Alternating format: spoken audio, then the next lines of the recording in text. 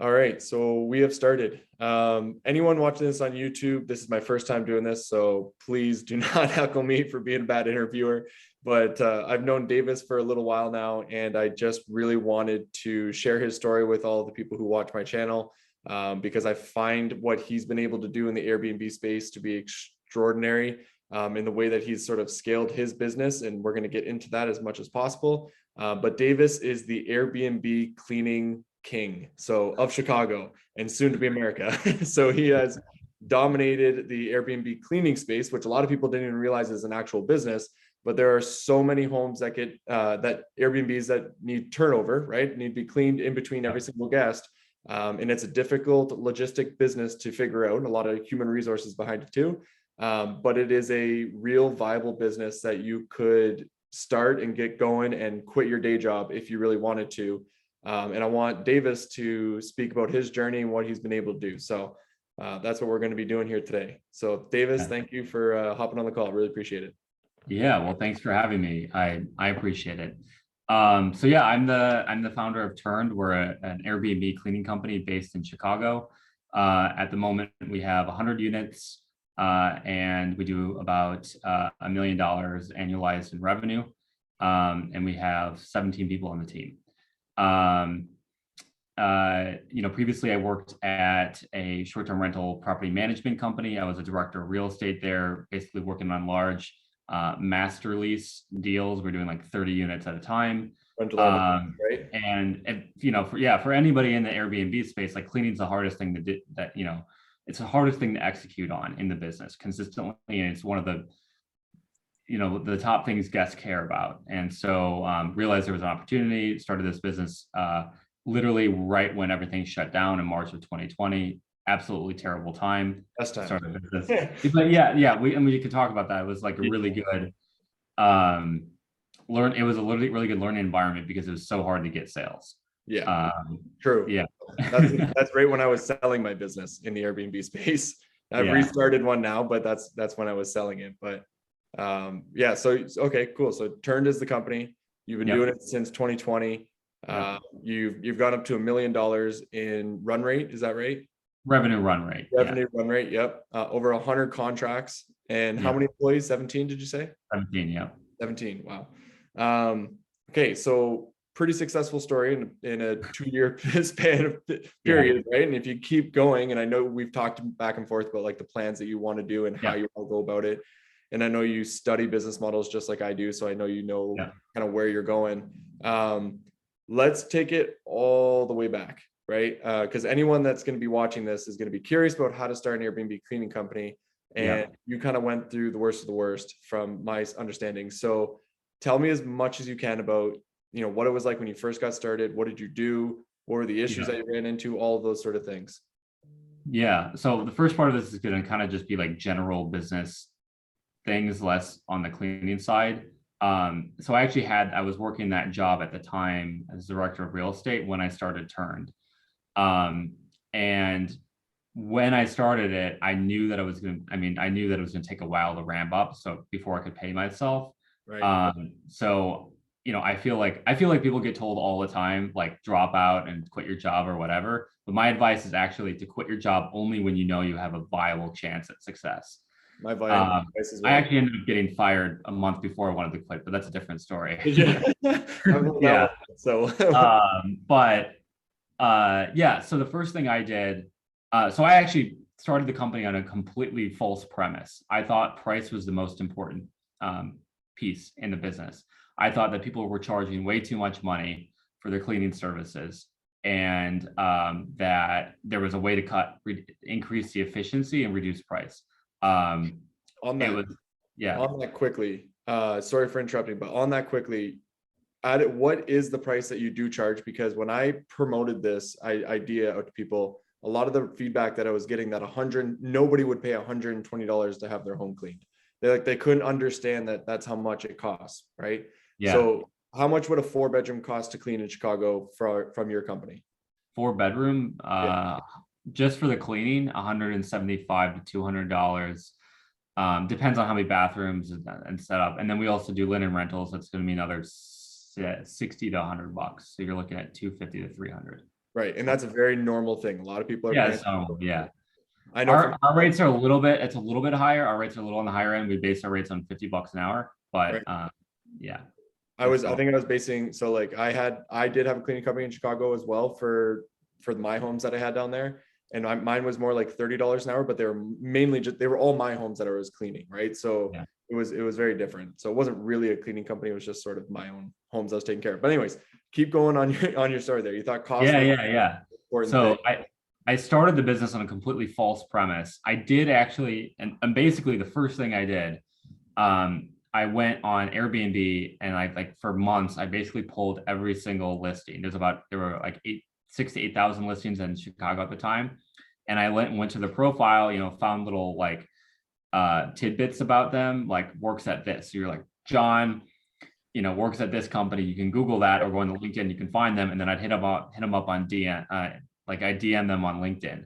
And that's how, and I actually recorded these little 30-second videos, which you can actually, there's a service called Bomb Bomb that you can put in there. Yeah. And they're like, hey, John, it's Davis from Turn, so that's how I got my first couple customers. And the reason like, it was so like, now it's weird because like the customers come to us, but I'm not used to that because it was just, I mean, maybe it was a time or we hadn't established the brand, but it was so hard to get customers. So I was like, how do I make this a sales message that somebody can't, like, they have to at least respond to it, even if it's a no. Out of all of those messages that you sent out, what was the percentage of people that would actually respond? And then what was the percentage you could actually close? Do you know? Yeah, I know our response rate was over 50%, which is like basically unheard of in sales. And the reason is because it's so personalized. Right. I have two employees from Trinidad and Tobago finding the social media information for all the people down in Kissimmee right now so that we could be doing the exact same thing, which is so, and then I was trying to remember who I got the idea from, and I just realized now that it was you that I got that idea from. So thank you for that. Appreciate that. Yeah, no problem. Yeah. I mean, like, and think about it, even if you're not interested, you're like, holy shit, like this guy took the time to like actually reach out to me and like research my business. Right. And you're using, it's bombbomb.com, right? Yeah, that's what I'm using. Yeah. It's not a product. Been recommended. It's not product placement. It's just a great service. Yeah, we're only product placing turned.com. Yeah. So cool. Okay. So you realized that it wasn't about price, and then you started reaching out to people and it was really difficult, and then they started coming to you. So what did you find out that it was about? Well, so I did, so I actually got a couple of customers on price. And then I realized that it took more work to do a good job. And then there was all these other expenses that we weren't factoring in. So I was like, well, we have to charge more money. And then people just kept telling me, they're like, I've gone through so many cleaners and like it's just so hard. And like, I just don't want to think about cleaning. Yeah. And like, that's what they were saying. I don't want to think about cleaning. I don't want to deal with it. I want it out of my life. I want to focus on delivering great experiences for my guests. Right. And so it took me about 6 months to kind of realize that. And I was like, and then I just completely changed our pitch. And now our pitch is get operational peace of mind. It's like, and when I talk to our customers, it's like, go ahead. You cut out right as you said what your pitch is. I'm not sure if it's cut out for everybody, but just if you could say it again, just in case. Sure. Yeah. Our pitch is get operational peace of mind. Gotcha. Peace of mind.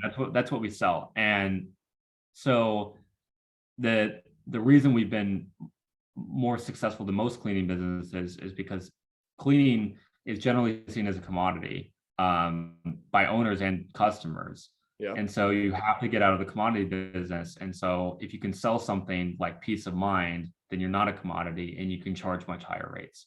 There's no way we would be able to charge $50 an hour if we weren't selling something that was delivered a lot of value. And I can actually speak to that because I had sold my business, but I had one home left in Chicago and I had to find a cleaner. Right. And I ended up meeting you, and you sold me on the peace of mind and everything. And I was like, yep, I'm sold, done. Like, let's go. Because I had so much stress and issues with that last home that I needed somebody to take care of it. Right. And like you stepped in and you're like, yeah, we got this. But you were also very professional, right? So like you came off as very professional. You knew what you were talking about. You knew about your systems. You knew about all these sort of things. We're like, we'll take care of it. And I was like, okay, I can trust this guy. Right. Yeah. And I think that was like a huge piece of it for me as well, just speaking from my own experience, right? Yeah. Okay, so you started off with doing the messaging. You found out there was peace of mind that you were selling, and then you started to scale. So how long did it take you to go from, like, in that 6 month span period? How long did it take you to get to 10 clients, or how did that route work? No, it took me like 8 months. I think at the end of 2020 we had, so it started March. At the end of 2020 we had like maybe 10 to 12 units. It Okay. wasn't a lot. It, And then what happened was the recovery happened, and in March, basically in March, we got to 30 in March of 2021, and then we got to 60 in August of last year, and then we just bought a competitor. We got 30, so that's 30 something. It puts us at the 100 that we're at now, and then we're gonna be adding basically another 50 in the next like month and a half. wow. So Wow. yeah. So you almost went, okay, so you almost went like a year with Correct. getting to 10. And so in that time period where you were still working, where you figure out your operations, like what was that year like for you? I was figuring it out. Like because so it's weird. Airbnbs, they started in 2008, but this business is very new. There aren't established processes and procedures for Airbnb cleaning. So I was figuring it out. Right. We're still figuring it out, by the way. I mean, it's constant. Now we're figuring out like scale problems, but like at the beginning, we're just figuring it out, and I was trying to figure out like, how do I hire? How do I make sure that the people are doing a good job? Like literally every cleaning business has these problems. And then, yeah, then out of nowhere, travel rebounded. We had gotten the name out. So people who we had reached out to like a year before started reaching back out to us. Gotcha. And that's how we got a bunch of those units. And then we also changed customers. So initially we were like targeting mom and pops, and then we started targeting these investor clients. So with one sales, with one deal, you get 15, 30 units instead of like one. Right. So huge difference, right? As long as exactly. they trust that you can actually do all of that, that makes it a big Right. difference. So it's my understanding that you actually ended up letting go those smaller clients just because it was too hard to deal with all of them as you were scaling. Yeah, for the ones that were tough. Right. Yeah. So Okay. anything that's better, I would also give you advice: fire your clients that are your worst clients. There's plenty of business out there. Yep. You can't have like one or two small clients eating up 80% of your mental bandwidth. Yeah, couldn't agree more with that, without a doubt. And so just, I know I keep bringing it back, but I remember you telling me that you actually cleaned the homes when you first got started. I did, yeah. And everyone who does this should do that. You should get really good at cleaning. Why is that? The reason I did that was A, because I didn't have enough volume to hire someone, but B, because I wanted to understand what I was asking my team to do. Your number one asset as a business of any service business owner is your team. You don't have a business, you don't generate revenue without good employees. Right. And you have to, as a manager, you have to understand what you're asking your team to do. Right. Which means, and people respect people who are willing to get their hands dirty more. Like if I'm asking my team, if my team knows that I've done the cleaning and I'm asking them to do something, they're more apt to like respect my ask than if, I've never cleaned in my life and I'm telling them to go, do something. So, ask unreasonable things, right? They just think, they know you're not an ass, right? They know you know what you're doing. Yeah. And like you've been there, done it, now they're doing it for you, right? So you're giving them the work, but you've also been there. Yeah, I think it's a super cool story. And it also sounds like that if it wasn't for the pandemic, right? Obviously, you would have probably been able to scale a lot quicker. Do you think you would have been able to figure out the operations and everything that's needed in less working during that year as well, right? Yeah, I think, look, if I started this in 2021, like we could have probably gotten there in like 2 months, like, because you kind of figure it out. But now we're adding like 10 to 15 units a month, and But like, I think, yeah, I could have had that time or even maybe done it in 2 months. Like, it's just Months. the market was so bad and nobody was looking at, like, everyone was just trying to figure out how to survive themselves. Somebody was looking to change cleaners, you know? Yeah, I offloaded so many homes and turned so many homes back into regular Airbnb, like regular rentals and stuff like that, Yeah. right? So, so you're saying literally 2 months, you think you can get up to 10 contracts? Yeah, I think that's reasonable if you put in the effort. Okay, so let's It's a talk some lot of numbers for people listening, so that if there's anybody out there who lives in like a city where they think they can pick up at least 10 to 20 contracts within a 2 to 6 month period, and they're looking to yeah. quit their job and start this business, um, and let's say the average amount that somebody needs to survive is $4,000 a month take home. How many contracts do you think they would need? How many contracts do you think they would need, and then we can figure out how long that would actually take them to get Yeah, home. it's great. I love this stuff. This is like the stuff that I do every day. I think about it. So let's say on like an average gross margin is 40%, meaning if you charge $100, your gross profit is $40. And your $60 goes to labor and the other like 55 to labor and then $5 for cleaning supplies. Right. And transportation and all that. So uh so then you have $40 to play with. So our average price per cleaning is $110, but I'll round down to 100 just to make the math easy. The reason it's lower than the one I said earlier was because we have a lot of one bedrooms, I was gonna say, which yeah. they're sub $100 because they only take an hour and a half to do. So they're Right. like, yeah, $85. So our average price is $110, but we'll round down to 100. You're making $40 per turnover. The average unit's going to turn over 5 times a month. So if you have, say, 20 units, you're doing 100 cleans a month. Your gross profit is 40 times 100 is $4,000. But keep in mind, you have overhead, and that's going to be well, as you scale, you get more efficient. But you can assume to start out, you're going to have $500 a month in overhead. So I'd say to What would comfortably, you consider overhead to be? that's your insurance. You want general liability insurance. You're gonna have some business software. Any storage Yeah, units? you're not gonna storage unit. Yeah, I mean, just to give you an idea, our overhead, not including employees, is only $2,000 a month if we're doing $1 million run rate. So Wow. $24,000 a year. Okay. As you grow, you're gonna add employees that are support staff, and they're considered overhead. But like when you're starting, it's just software and insurance. Yeah. So let's Okay. say it's $500 a month. I would say comfortable. If you want to be comfortable, you need like 30 units that you're cleaning. 30 And units will then get you, go ahead. 30 units will get you to $4,000 a month. Yeah, about 4 grand. Yeah, Wow. and that's in net profit. Yeah, that's take home. That's in your pocket. You're walking away with $48,000 a year for managing 30 units. And how many employees does it take to run those? I mean, it depends on the size, obviously, but a general rule of thumb is 1 to 6. So one cleaner for every 6 units, which means you need 5 people on your team. Okay, so 5 people. So you've hired 5 cleaners. You've gotten 30 units. Let's say that could literally be one client, right? Potentially. That could also be 10 clients with 3 Yeah. different things. But so in other words, let's say it's 10. You've made 10 sales. You made 10 sales. You've hired 5 people, and you're making $48,000 a year, which isn't like the most craziest amount of money in the entire world, right? But you're literally just cleaning, and you're scheduling people to clean Airbnbs.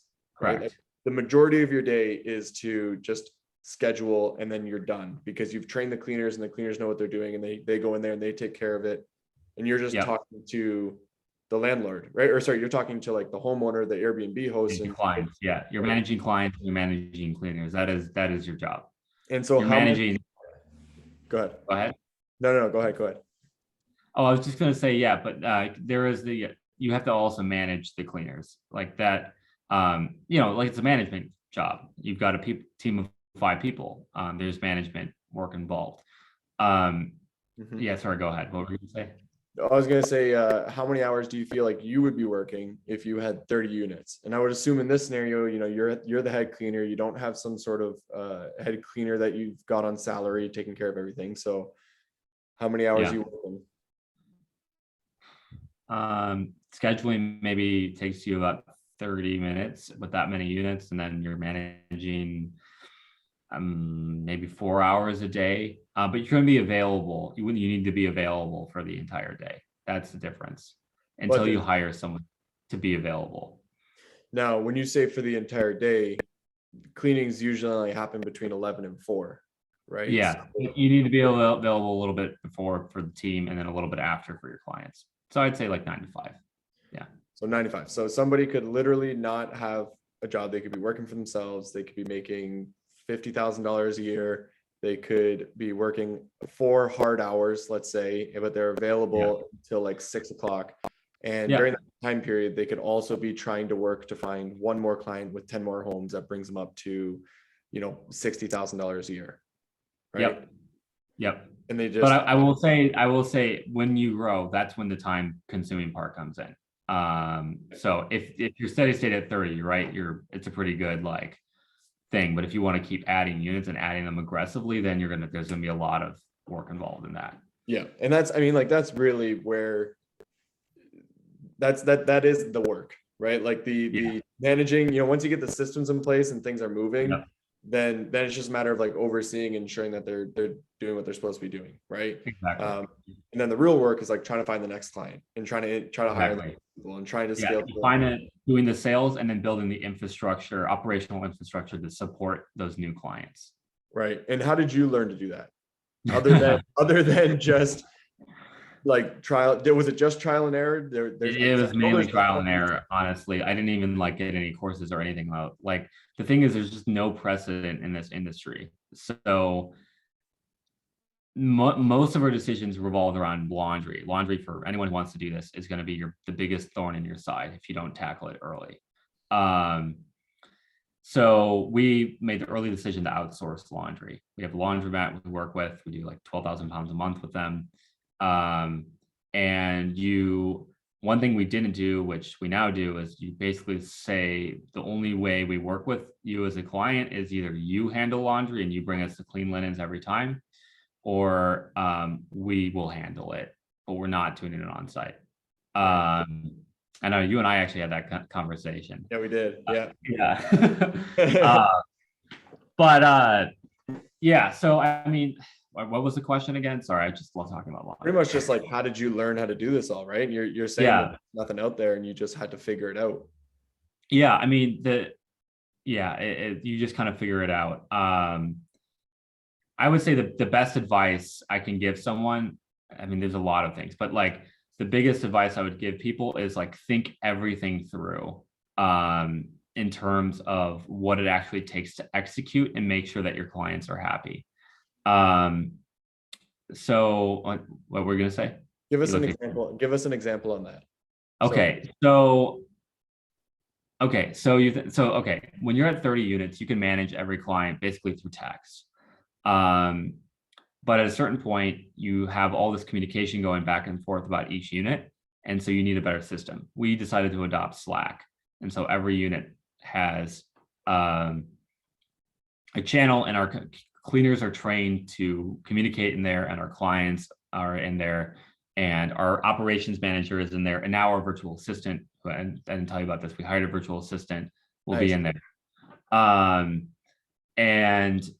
So that's like that, the communication, because there's a lot of information that flies back and forth on a daily basis. The guest left their iPad. Can the next guest check in early? What time are you going to be there? What time are you done? The toilet's clogged. So the guest broke the chair. Like, this stuff happens every day. And you have to have a system for managing that. Laundry is something that needs to be figured out right away. What we do, and would it be helpful if I talked about what we do to solve that? Yeah, for sure. Yeah. And I apologize. My dog is snoring behind me. So if you can hear that, but she is. So the thing is, like, your time is your money in this business. So you can't be waiting for laundry under any circumstances. So what we did is we were like, okay, we're going to outsource it. We have a laundromat, and we have a central storage location in Chicago. Our laundromat does daily deliveries. They pick up and drop off. They wash and fold. They also, and when they do that, they're washing only and folding only the items that are in the bag that they pick up. So all of our bags are color coded, and they're labeled by unit number and address. And so when they leave and with that address, they're coming back. Only the linens that were in that bag are coming back. Right. And then our cleaners at the beginning of the day, they'll grab those bags, they'll go to the unit, they'll put out the clean ones, and they'll bring back the stains. You also need to have a process for when you get the laundry back from your laundromat, sorting through those bags every time to pull out the stains and subbing new linens. Because what happens if you don't do that is then you show up to the property, you have stained stuff. Yeah. So this is what I mean, like that laundry, managing that laundry from like point A to point B, it can get very complex. And it's just as much a logistics game as it is a cleaning game. 100% it is, right? And that's just one aspect of it. Yeah, the other thing, the piece of advice people need to figure out right away is standard operating procedures. So we went through some real pain actually in the past couple of months, because some of our initial clients that we had, like went in 2020, we basically would do anything to get their business. They were having us do things that are now part of deep cleaning items. And so I have an extensive checklist that's just like, this is everything that we'll cover in a turn. Yeah. And I've put all this stuff into our service agreement. So I have a very custom service agreement now based on all of the shit that we've gone through. So we now have a standard check-in and checkout time. Our clients have to allow 11 to 4. We do not, it's our decision whether to allow early check-in or late checkout. We do X, Y, and Z every cleaning. This is if guests leave if guests stay for more than 14 days, we charge a deep cleaning rate because it's going to take longer. Right. We don't do, we don't clean out ovens on a regular turnover. We don't clean out the inside of the garbage can on every cleaning. Just so like on and on. I could just keep going. Yeah. These things have to be figured out right away to prevent the pain when you grow of having to go back and be like, hey guys, remember when I told you we're going to do this? Like, JK. just kidding, not doing that anymore, right? Yeah. And it upsets the client. The client's like, what, this is what I was paying for, and now you're saying you're not going to do it. And they probably ask for a discount potentially, right? I'm not sure if that's going to happen, but I can see that happening. Another piece of advice, never give discounts. And never give discounts. Yeah, literally, just anyone who's asking for the discount once is going to ask for it again, and they're just going to keep picking away. Usually they'll work with you anyway if you have a good service. They just try to, of course, everyone wants the best bang for the buck. Right. So I've been in those scenarios, and you got to just, when people all the time, I give them, they're like, what's your rate? You tell them the rate. And then they're like, that's, we've paid this much before. And then you say, well, I understand we're not the least expensive option, but I believe we make up for it because we're providing you peace of mind and you don't have to worry about this. And then usually they're like, okay, yeah, that sounds good. Right. That is, you literally sold me on that. I paid more than I was paying before, right? And I probably could have found something cheaper, but it wasn't worth it. Because I know the logistics of everything and dealing with it. And I know it can be a bitch. And if you want to take care of it for me, then I'll pay you for it, right? And that's you're providing a good service. So all of this is awesome, right? All these different little things. And now we're getting into like the nitty-gritty detail of like how to actually operate, which is, I'm sure a lot of people are super intrigued by that. But I like to think I'm a realist, and everything isn't always as pretty as it seems, right? Like, yes, you can make a bunch of money, and yes, you can scale, and this is a business that's growing, and there's more and more homes you can take on. But like, what are the bad things, right? Like, talk about the shitty situations that you've been in. Talk about, because I know that we've talked before, and you were like, I don't even know if I want to keep doing this, right? And so it's not always the best case scenario, but things change as they keep going. So what's like horror stories or? I mean, I would say the worst day in the history of the company was when I had my entire team quit in one day. Entire all your cleaners? All my cleaners except for my ops manager. Why Yeah. was that? Um, a lot of reasons. The symptom was because we put them on a unit that was complex to do on their first couple days. The actual problem was I didn't know how to hire, and I Mm, wasn't doing a good job of vetting the people okay. that so they just weren't a good fit. Yeah. And uh so the moat that there's gonna be a lot of pain if you're not staffed sufficiently and you have a lot of same day turnover. So like, check-ins at 4, checkouts at 11, and you got, like um you'll have a Sunday and you're just like, wow, I have 10 cleans to do and I've got 2 people. And they all have check-ins. Right. You got to make tough decisions, right? And you got to tell your clients, hey, I'm so sorry, I won't have this done before 4. Right. And those are the days that just absolutely suck on all levels. And you just want to throw in the towel. Yeah, because you're letting everyone down, right? And like, Yeah. but You're overworking your team. They're so tired, they're exhausted. They're like, Davis, I just want to go home. And you gotta on the one hand rally your team. You're like, no, we got this. yeah, Right? Like you're doing great. You're critical to the team. I believe in you, right? You can pull through. We're one of the things that I found is like with managing, uh, you have to give people something to look forward to. And for us, it's because we're growing. And like the first time I got hop on a phone with someone, I'm like, we're a growing company. There will be opportunity for you to grow with this company if you put in the work. And so in those moments of pain, you have to tell the team, this is worth it. yeah, And on the flip side, you have to tell your clients, I'm sorry, I know this is not the expectation that you had for us and that we had for ourselves. Here's what I'm doing to make sure that this doesn't happen again. right. And usually these moments of pain come in moments of growth. When you add a lot of units and you don't have enough people or whatever, you have people quit. It is like, there's no underscoring it. It is a hard business, which is why everyone wants to hire a cleaning service and Yep. few people want to do it. Yep. But it's also why it's a great business to be in, because you can if you do it right, you can charge a lot of money and you can create a very good living for yourself. So Yeah, to tackle you our have to be willing. I won't lie, you have to be willing to eat shit for like a long time. I didn't pay myself anything for a year, but that was again because of COVID. right.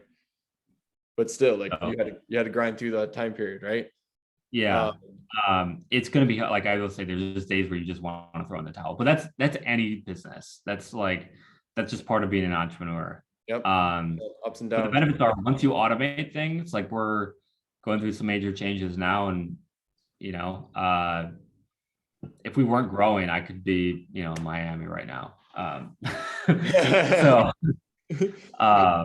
Well, actually, but that's good transition because talk about the bad stuff. Like, yes, it is a grind, right? I'm glad you Yeah. made that very clear to anyone who might think that this is like super easy to do. But let's actually talk about like, where do you see things going, right? You're in Yeah. Chicago, you've got 100 units. We've talked about this a little bit before, but like, where do you Yeah. see you going in the next year, 2 years, 3 years? Like, how can this continue to grow? Yeah. So I mean, the honest answer is in Chicago, we're probably going to get up to 200 units this year. We're looking at getting up to 150 next 2 months. Right. I'm getting, my guess is by the end of June. Obviously, it depends on the deals and everything. Of course. But yeah, we made some major changes. So one thing, when your company grows, you're going to have to hire someone to manage the team, because you won't be able to do that and do sales and do everything else. Yeah. You have to divide up your labor more. So we have one of our cleaners now, he just trains people. And we have another one, his job is literally just quality control. He goes and inspects units. That's his job. And so that adds to your overhead. Yeah. But these are necessary as you grow. Otherwise, you're not gonna be able to deliver the same quality of service, and you're gonna lose customers. Right. So So anyway, that's where, so we're going to get to about 200 units this year in Chicago. We're looking at expanding to Florida as well. That's just a matter of how quickly we grow in Chicago. Yep. And then we also need to like, basically like we're in the process of putting together an expansion playbook. Mhm. And what I mean by that is like taking the lessons that we've learned from growing our business here and standardizing those and making it a replicable process so you can add multiple cities. The other thing that we're doing is we're figuring out what are those criteria for what makes a good market. Because this is such a logistics business, you have to really understand the market that you're in. A market like Atlanta is very different than a market like Chicago. It's because it's very spread out. Yeah. The type of, you have to understand the kind of customers that are in that market. You have to understand the labor market and what the prevailing, like what the wages that you need to pay to be competitive as an employer. Anyway, long story short, I'm sorry, I could just keep going on Oh man, about this. I hope everyone's taking Yeah, notes. basically 150 units in a couple months, 200 by the end of the year in Chicago, and then we're going to be in Florida, hopefully 60 units by the end of the year, and then probably another 100 to 200 next year. And then I don't know who knows from there, right? I Right. just want to keep growing. So Yeah. Like I think the crazy thing is that there isn't a national company that does this technically, right? no, There's companies like Vacasa that exist that are in every single market and they have their own cleaning company for the most part. They do partner with people as well, but like there's nobody like you who's got a dominant cleaning company that is then going to go from city to city to city and keep building up your brand turned in all of those different cities, right? Imagine how trusted of a brand that could be. I mean, your HR department's going to be wild at that time period, right? Like the logistics of managing all this. But the thing is like you have 17 employees right now, right? And this has been around for 2 years. Like so many people are making money from you making these sales and figuring out the logistics, which is like such a cool thing as well. I always loved that part of it too. So yeah, that's pretty wild. So you could be looking at somewhere around like 300 to 500 units in a two-year period. Yeah, exactly. Right? Yeah. And that's, You can go, yeah, exactly. Yeah. And that's like, so if your average revenue on the low end is $500 a month per unit, like that's a ridiculous amount of money. It's 2.5 to 3 million bucks a right. year. And even if your margin's 10%, Net margin. Yeah. yeah, Like if your net margin is 10%, you're still like you're walking away with a pretty salary for yourself, and everything. But realistically, it's going to be about 25%. So right. Yeah. So you're walking away with, Half a million. $1 million, yeah, $500,000 to $1 million. Like, in your own pocket, right? Yep.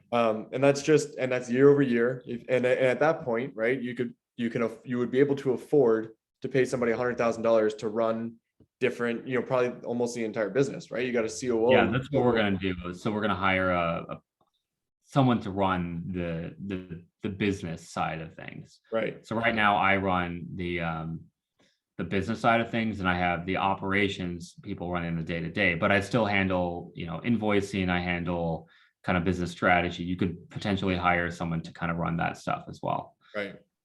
And so you could go do whatever you want. Yeah. That's there's always going to be needed some sort of oversight, but at the same time, like you clearly love what you're doing, you know what you're doing, it's a possibility. So just sort of to wrap things up here, like the idea is that it is possible, this business model that is not really known right now. There's people who have Airbnb cleaning companies, but the main thing that people talk about with Airbnb is Airbnb rental arbitrage or management or buying, right? Nobody's really talking about the cleaning side. You are proof that this actually exists and that people can do it and that people can like build something out of this. And whether they want to go for 30 to 50 units and just be able to replace their income and like live off of that, right? Or if they want to go for 500 to 1,000 units, right? Like it really doesn't matter. And like just to throw some numbers out there, because I'm kind of the Airbnb data guy, right? There's 24,000 units in New York. There's 6,000 units in Chicago. There's 30,000 units in Kissimmee. I think Miami is like close to like 8,000. LA has a ridiculous amount as well. Austin is up around 5,000 to 6,000 too. Like same with Nashville. But then there's so many other places in between. And then like a vacation town, right? like a beachfront area or like a cottage community, all of those are Airbnb. So there could only maybe like Gatlinburg, there's only so many homes, but there's like 2,000 to 3,000 Airbnbs in Gatlinburg, right? And Yeah. you're saying you only need 100 to sit Yeah. 50 to quit your job, right? Yeah. And so somebody has to clean all of these homes, and somebody Yeah. has to tackle that. If you tackle it, you can do this. A massive market. Yeah, I think I did the math once based on AirDNA, and I think it's the market in the US for Airbnb cleaning is in the hundreds of billions of dollars. So there's a lot of opportunity. You say just in the States? Yeah, just in the US. Just in the US. Yeah, it's outrageous. Like even on the property management side, which is more my world, right? There's 4,500 registered short-term rental companies in the United States alone that are doing short-term rental property management, right? 4,500. That's not even talking about the people that just like have like one or two Airbnbs. So there's so many people that need this help. And like even my company, we hired a cleaning company to clean the homes. We're managing the homes and like we're managing the properties and managing the marketing. And then we hired a cleaning company to do everything for us. I know you're talking with some big players as well, right? I'm not going to drop names, but like no dropping names. Drop them. Vacasa, the biggest one there is, right? Yeah. You're talking with Vacasa right now. So like that's pretty amazing. And if you get in with Vacasa, like there's a potential for you to just drop in multiple different cities that they're in, right? Yeah. The cleaning company that we were going to be using, we switched, but they have they're partnered with Sonder, and Sonder's in multiple different cities in Florida, and they're partnered with Sonder in all these different cities, and like they're building up that business too. So anyways, just want to kind of like talk about like this is real. I think it's super cool. I thought it was super cool since we first talked like almost 2 years ago now. So any last words that you want to give out to anybody, and then we'll pass on your email and end it off there. Yeah, I would say if there's one thing that you can focus on, it's building a world-class team. Do everything you can to build a world-class team. If you take care of your employees, they will take care of you. Yep. Well said. And you'll make your customers happy. Very well said. How do you, there's a lot of things you can look up to figure out how to build that and how to find those people and stuff like that. So yeah, that's a whole other discussion. we'll hop on another time, talk about that. But do you want, if anyone wants to reach out to you, how should they reach out to you? They can email me at Davis, Davis at tryturn.com, spelled TRYTURNED.com. Perfect. And if they do reach out to you, what would be like a ideal scenario for them to reach out to you that'd be okay? Just to get general advice, like to talk to you, like, or what do you think? Yeah, we can, that's fine. You know, if they want to talk, we'll probably just set up a time, 15 to 30-minute call. Happy to talk. You don't do consulting just yet, but like not yet. But yeah, I think that's something we're probably going to end up doing. Yeah. But yeah. Cool. All right, man. Well, it was a pleasure speaking with you. Thank you for hopping on. This is first time doing it. Hopefully I did a good job. So this is fun. Thanks so much. Yeah. All right. See ya.